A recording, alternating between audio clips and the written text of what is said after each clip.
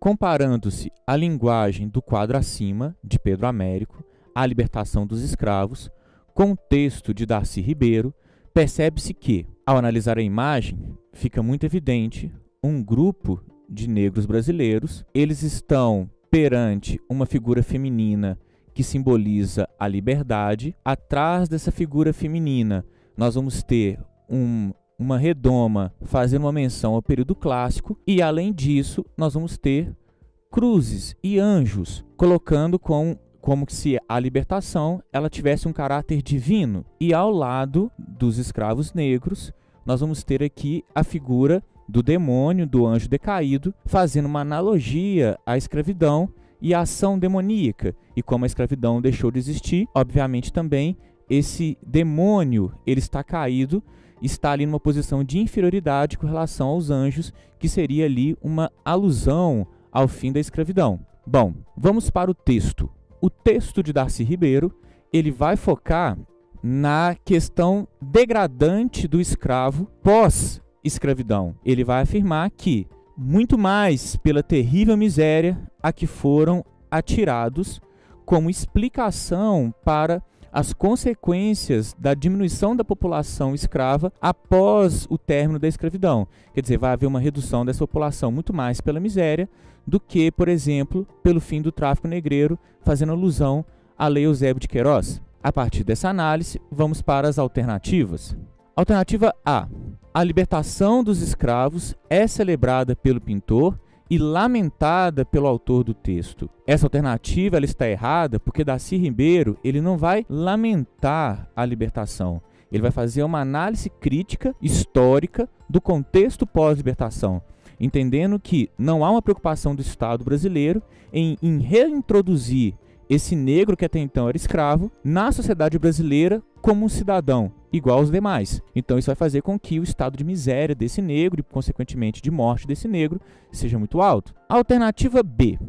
A abordagem do tema no quadro é realista, ao passo que a linguagem utilizada no texto apresenta o tema de forma idealizada. Essa alternativa também está errada, porque é exatamente o contrário que nós podemos perceber. O quadro ele tem uma visão idealizada, enquanto o texto tem uma visão realista, o que faz com que a alternativa B também esteja errada. Os ex-escravos são apresentados no quadro como homens livres, em condição de igualdade com os brancos, ao passo que o texto evidencia a condição miserável dos escravos libertos.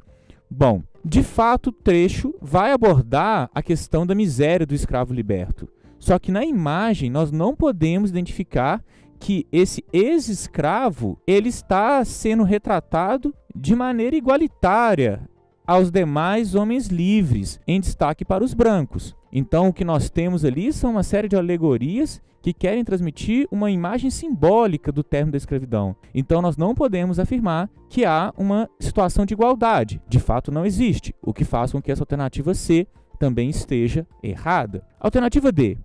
A abolição é apresentada no quadro em atmosfera redentora, ao passo que, no texto, a abolição é problematizada historicamente. Essa alternativa ela está correta. A partir do momento que nós analisamos a imagem e percebemos que, de fato, há uma atmosfera redentora, fazendo alusão ali à imagem da liberdade, à alegoria da liberdade, à cruz, aos anjos, em paralelo ao demônio que representaria a escravidão. Então a alternativa D está correta. A alternativa E. A apresentação do tema no quadro evoca elementos típicos da realidade nacional, ao passo que o texto aborda o tema a partir de uma perspectiva europeia. Bom, essa alternativa também está errada, porque a análise da Darcy Ribeiro é uma análise histórica e não tem essa perspectiva europeia.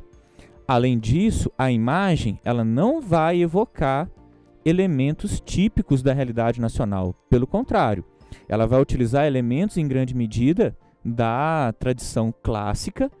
Quando nós imaginamos, por exemplo, a arquitetura em circular, que é utilizada na imagem, e elementos mitológicos típicos de uma cultura cristã católica, e o que faz também com que essa alternativa E esteja errada.